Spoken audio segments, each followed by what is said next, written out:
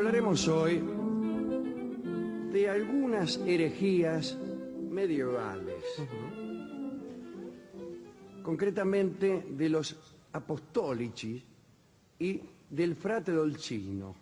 Los apostolici fueron un grupo de hombres que allá por el siglo XIII pretendieron imitar la vida de los apóstoles, mira vos.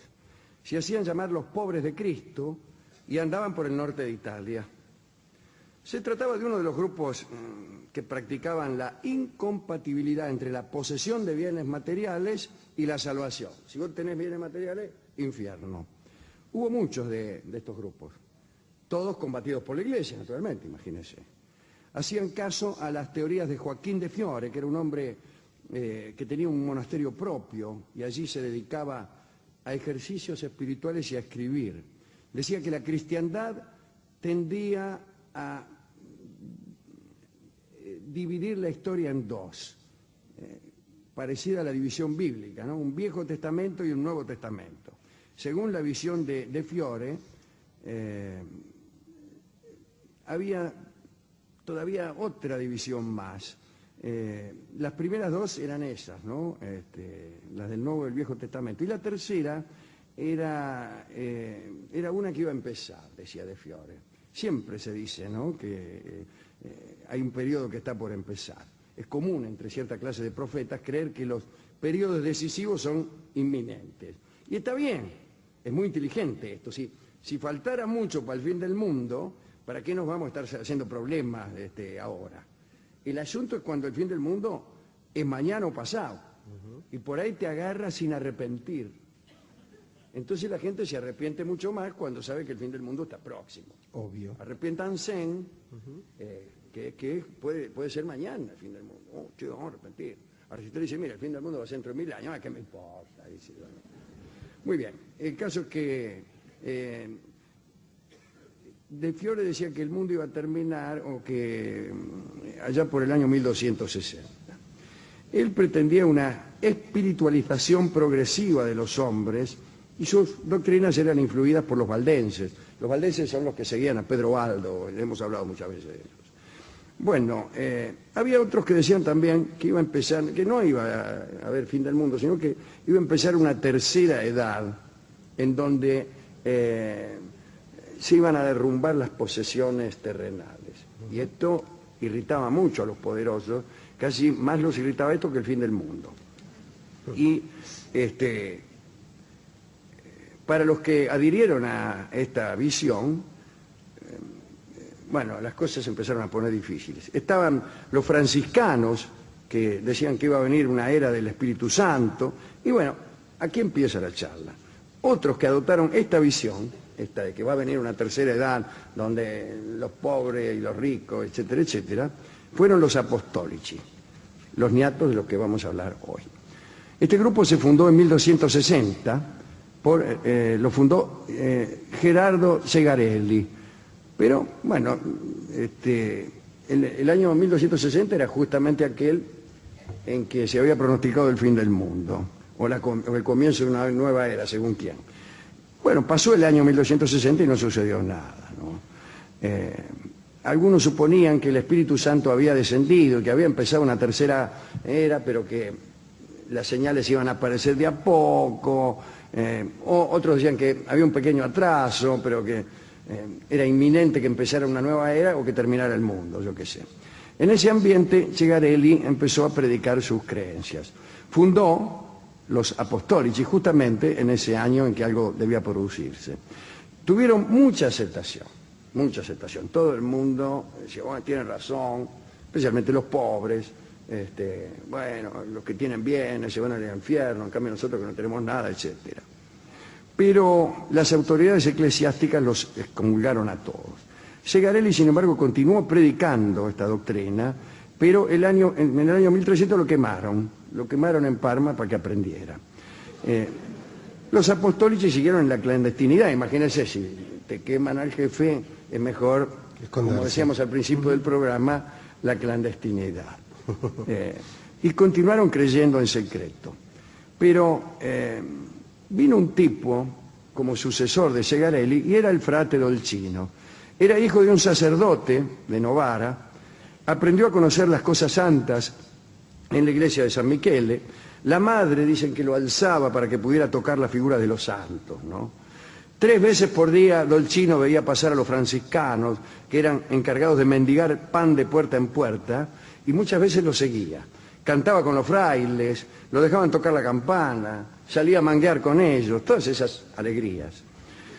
Iban de un convento a otro, recorrían Bolonia, Cremona, Parma, Pisa. En uno de aquellos recorridos, Dolcino conoció a un miembro de los Apostolicis, que era un hombre de barba que tocaba la corneta. Y aquel hombre decía que el anticristo era nada menos que el emperador Federico Barbarroja. Y Dolcino se convirtió en seguidor de ese hombre de la trompeta y después se hizo líder del grupo. Y cuando fue líder dijo, voy a cambiar esta doctrina porque no me gusta. Vio cómo es uno cuando lo elige el líder. Y para Dolcino no había 3 eras, sino 4. Dice, la tercera época estaba marcada por el auge de la jerarquía católica, pero iba a empezar una 4ª, que era la destrucción del catolicismo. Esto decía Dolcino. Dolcino aseguraba que no era suficiente con bautizarse y que había que volver a la infancia. Aquí había que vivir como un niño. Entonces mandó a hacer una cuna, se acostaba en la cuna para dárselas de infante, incluso con el objeto de aumentar esa sensación de retorno a la infancia, se hacía dar el pecho por una señora del lugar, no sé si por el carácter alegórico o simplemente porque le gustaba. Al mismo tiempo resolvió poner a prueba su castidad. ¿Cómo me gusta a mí poner a prueba mi castidad? La castidad propia y la ajena, ¿no? Ponerla a prueba y fracasarme.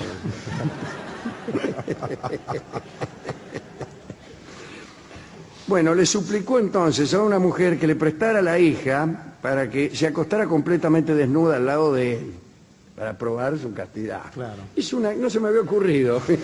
Y mire que se le han ocurrido cosas en este tiempo, ¿eh? Pero dicen que... Esa no la tenía. Esa no la tenía. Muy bien, parece que hicieron la experiencia y no sucedió, no pasó nada. En una temporada mendigó hasta que llenó una bolsa de monedas y después la repartió entre los pobres, entre los ladrones y las prostitutas. Cuando usted le daba de más a un apostolici, el tipo te devolvía la limosna que no necesitaba. Decían que era preferible una vida desprovista de necesidades materiales, porque no sabían lo que iba a pasar el otro día. El porqué es un poco raro. Decían que había que vivir como los animales en los campos. Naturalmente no era una forma de pensar demasiado conveniente para casi nadie, para la Iglesia, por ejemplo, pero tampoco para el orden constituido, imagínese. En 1302 Dolcino predijo, dice, voy a hacer una predicción. El derrumbamiento de la Iglesia se va a producir en 1303. Ya pasó. Pero llegó en 1303 y no pasó nada. Sí. Entonces Dolcino anunció que la destrucción de la Iglesia quedaba aplazada hasta 1306. Ah, un poquito. Sí, sí. El caso es que la Inquisición empezó a perseguirlo, ¿no? Y Dolcino se refugió en los valles de la región alpina. Lo siguieron, pero él huía de valle en valle. Tenía algunos adeptos, entre ellos una doncella de noble linaje llamada Marguerite. Bueno, él la llevó consigo, la instruyó en los preceptos de los apostolicis y una noche dejó a un lado la castidad y se revolcó convenientemente con la muchacha. Dice, qué castidad ni castidad. Bueno, se habían escondido en un monte frondoso. Llegó el año 1306 y ustedes no lo van a creer, pero la cuarta era, es decir, la destrucción de la Iglesia no llegó. Y entonces Dolcino resolvió gestarla él mismo. Si la destrucción de la Iglesia no se produce, bueno, la voy a destruir yo, que broma. Vamos, dice, vamos a derrumbar la Iglesia porque sola no se derrumba. Entonces hicieron una especie de revuelta y en respuesta el Papa Clemente V envió un ejército para combatirlo. Dolcino tenía un campamento más o menos fortificado, pero los soldados los hicieron rendir, más que nada a causa del hambre, y bueno, los expulsaron de la región. 130 de los más importantes fueron torturados y muertos públicamente. En cuanto a Dolcino y Marguerite, los ataron en un burro mirando para atrás. No se sabe si el burro o ellos. Aquí dice, los ataron en un burro mirando para atrás. Bueno. Lo quemaron en la hoguera. ¿A quién? Al burro, me imagino. Por burro. Junto a Marguerite, mira vos, en el año 1307, justo un año después de no haberse producido el derrumbe de la iglesia.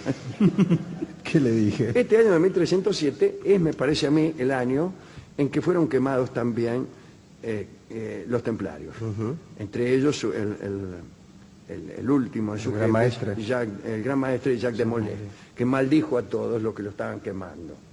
Entre ellos a Felipe el Hermoso y al Papa, a este. Una maldición bastante efectiva. Y una maldición que resultó muy efectiva con el diario del lunes. Claro. Pero él le dijo a Felipe el Hermoso, tú y qué sé yo, y tus hijos, y nietos, van a terminar mal. Terminaron todos mal. Felipe se murió enseguida, el Papa Clemente también, los hijos de Felipe se murieron jóvenes. Bueno, qué sé. En fin, digo por curiosidad. Uno de los que se salvaron del desastre, digo de este desastre de la persecución de los apóstoles, se llamaba Bentivenga di Gubbio. ¿Cómo me gustaría llamarme Bentivenga di Gubbio? ¡Bentivenga! Parece una frase del truco, digo, ¿no? Sí, Bentivenga. sí, Bentivenga. Mire cuando lo llaman a dar lección en la escuela. Bentivenga. Sí. Venga. Sí.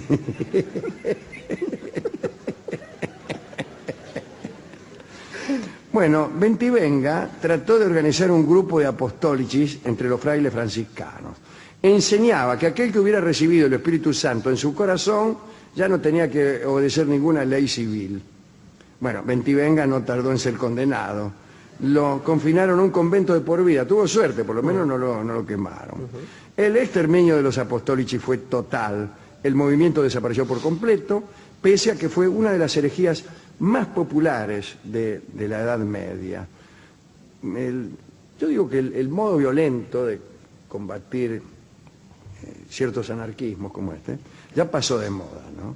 Pero no porque se haya instalado una piedad, sino porque es más eficaz y más económico combatirlo de otros modos. Suele decirse, no sin algún cinismo, pero no sin alguna veracidad, que es curioso que la abolición de la esclavitud se haya producido precisamente en un momento en que la esclavitud dejaba de ser redituable, en que mantener y alimentar a un hombre y tenerlo como esclavo era más costoso que emplearlo en una fábrica textil y pagarle un sueldo mísero. Se abolió la esclavitud justamente ahí, cuando empieza la revolución industrial. Desde luego que hubo otras razones, pero hay que tener en cuenta este asunto. Y también hay que tener en cuenta que ya no hay soldados que vayan a combatir a los herejes, pero porque se los combate de otra manera. Es muy difícil ser hereje en este tiempo. Te manipulan de tal modo que no hay herejía que fructifique. Por lo que decíamos al principio del programa, porque todo el tiempo te están diciendo que no hay otra manera de vivir que esta. Entonces es muy difícil que uno salga apostólici, que diga, bueno, qué sé yo, demos todo a los pobres. Bueno,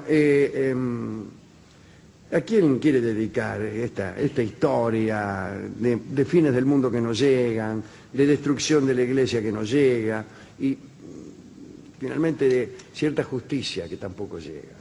Yo me quedé pensando, Alejandro, en algo que es a la vez maravilloso y tan peligroso, que es la metáfora.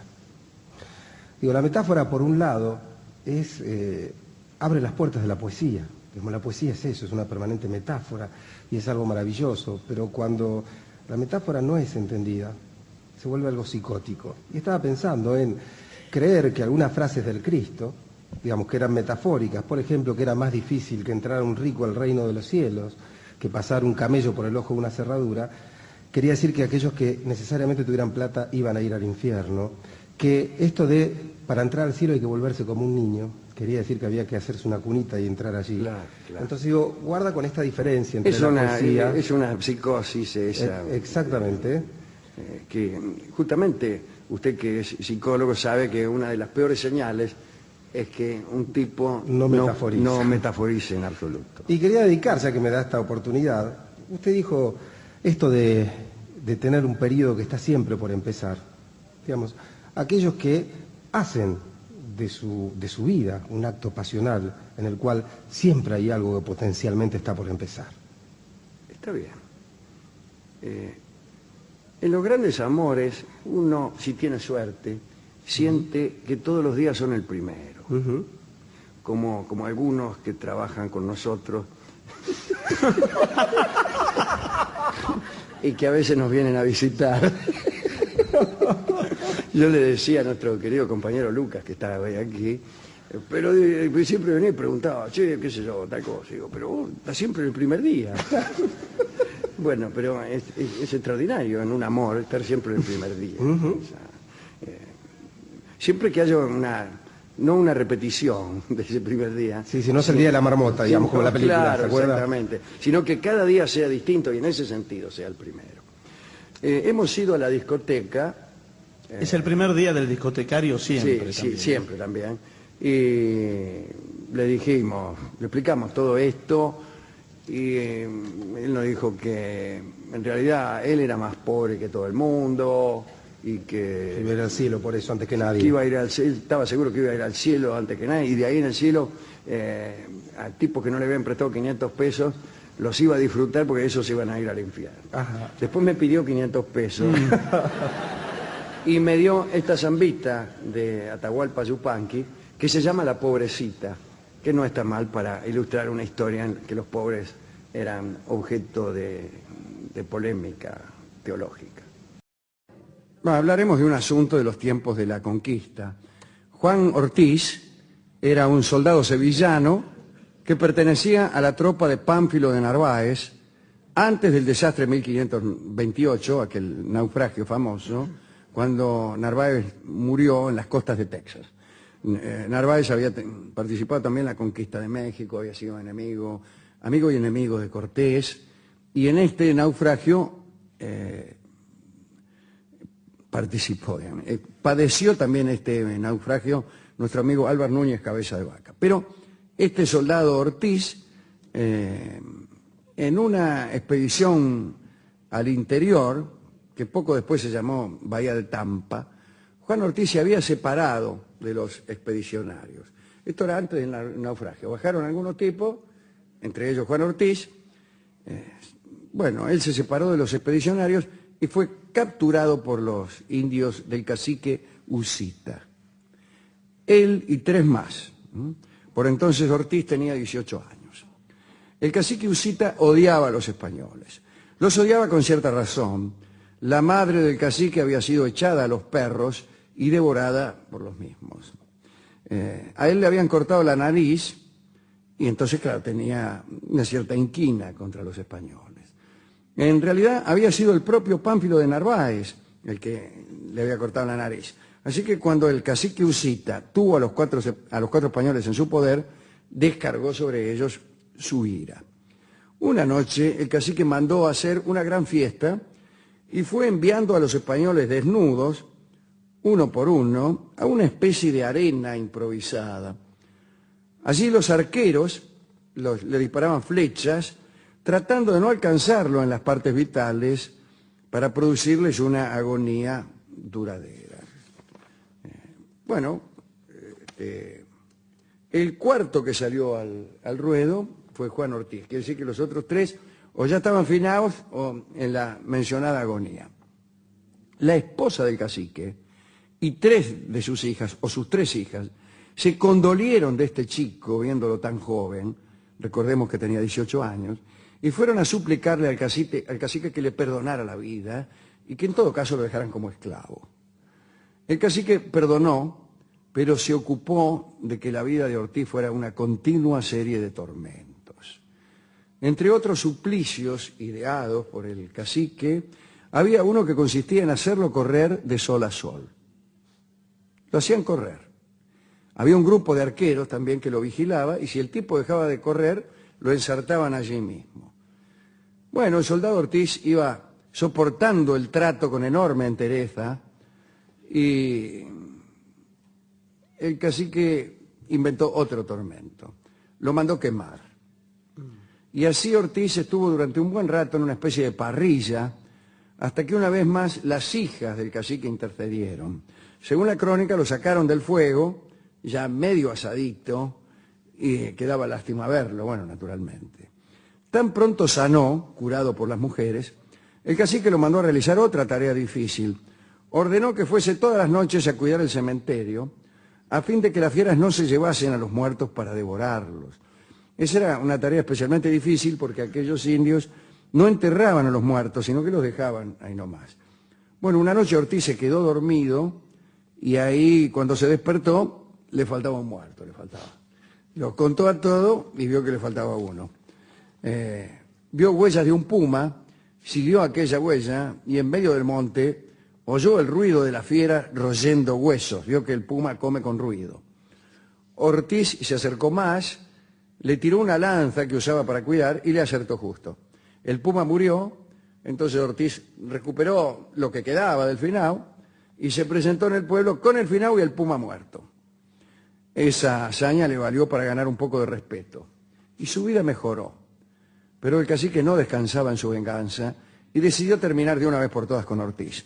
Le dijo a su esposa y a sus hijas que no intercedieran más porque no podía soportar verlo vivo a Ortiz. Bueno, igual intercedieron, ¿no? La mayor de las hijas le fue a avisar a Ortiz acerca de la decisión de su padre y le dijo que la única oportunidad de salvar su vida era rajar esa misma noche. Para eso la chica había arreglado que un guía lo esperara a la salida del poblado. Juan Ortiz tendría que recorrer 30 kilómetros para llegar al pueblo del cacique Mucoso, que además era pretendiente de la hija de Usita y que, bueno, se mostraba dispuesto a recibirlo. Gracias a aquella muchacha, Ortiz salvó su vida y puso fin a 1 año y medio de tormentos. El cacique Mucoso lo trató estupendamente durante los años siguientes, aún a pesar de que por ese motivo se ganó la enemistad de Usita y perdió la oportunidad de casarse con su hija. En la tribu de Mucoso, Ortiz pasó 10 años. Un día el cacique Mucoso se enteró de la llegada de un ejército español. Y era nada menos que la tropa de Hernando de Soto, aquel que había salido a buscar la fuente de la juventud, ¿no? De Soto, que tiene nombre de auto, y no por casualidad, los autos de Soto se llaman de Soto por Hernando de Soto. Así como hay muchos nombres de autos que tienen que ver con personajes de aquellas primeras épocas de la llegada de los occidentales a otro territorio más occidental aún, que era el de los Estados Unidos. Por ejemplo, Cadillac, que era un señor que remontó, mejor dicho, que navegó el Mississippi desde sus fuentes, desde el norte, con sus afluentes, y llegó hasta la desembocadura y participó en la fundación de la Nueva Orleans, o fue uno de los primeros pobladores, no sé qué, el señor Cadillac, que era un francés. Bueno, era nada menos que la tropa de Hernando de Soto. El 29 de mayo de 1539 había llegado justamente a la bahía de Tampa. De Soto rebautizó esta bahía, le puso Espíritu Santo, o mejor dicho, le puso Espíritu Santo. De Soto se enteró de la historia que andaba por ahí, de que, conforme a la cual un hombre, un español, andaba prisionero de los indios. Entonces resolvió buscarlo. Mucoso, asustado por la llegada de las tropas españolas, llamó a Ortiz y le imploró, dice, oh Ortiz, o mejor dicho, Ortiz, en agradecimiento a tantos años de buenos tratos, ¿por qué no le ruegas a De Soto que no nos hagan daño, ni a mí ni a mi gente? Ortiz, ciertamente agradecido, salió con 2 o 3 indios a cumplir con la misión. En cuantito los soldados de Soto vieron al grupito de Ortiz, picaron lanzas y atacaron. Aterrorizados, los compañeros de Ortiz salieron rajando. Y él, que en realidad nada se diferenciaba de sus compañeros, porque vestía a la usanza de ellos, andaba medio desnudo, confiando en que sería reconocido, gritaba: cristiano soy, no me matéis, y tampoco matéis a estas personas que me han dado la vida, etcétera. Los soldados no escuchaban, veo cómo son los soldados, y tiraron igual, incluso hicieron sonar a uno de los compañeros de Ortiz. Y Ortiz se salvó con el hilo de una pata. Finalmente los españoles entendieron el grito de Ortiz y detuvieron el ataque. Ortiz habló con De Soto lo llenó de halagos, Ortiz se despidió de sus amigos los indios y se quedó con la tropa de Hernando de Soto. En realidad le costó acostumbrarse a la nueva vida, porque le gustaba más andar desnudo y no usar calzado, y entonces rechazó los terciopelos por 20 días hasta que volvió a vestirse, vio cómo es uno. Juan Ortiz dio buenos servicios a la tropa de Soto como intérprete, no como intérprete de la guitarra, ¿no? Intérprete en el sentido de traductor. Cada vez que encontraban a un indio, lo llamaban a Ortiz, y Ortiz decía: no entiendo nada. Bueno, estos servicios duraron solo 2 años, porque en 1542 murió Hernando de Soto, pero como si esto fuera poco, también murió el propio Ortiz. Murieron los dos de la misma peste.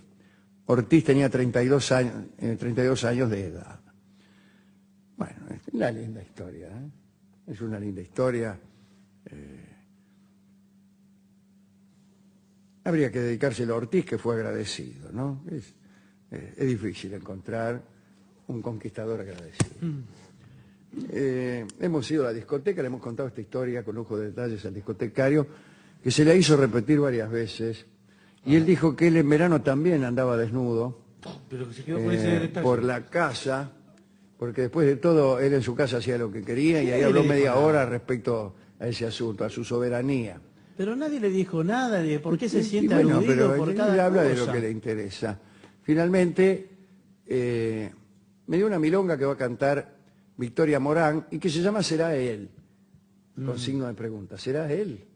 Que es lo que se preguntaron los españoles cuando Ortiz, vestido como un indio, les gritaba cosas en idioma castellano. Entonces, adelante, Victoria Morán, con esta milonga que además es hermosa.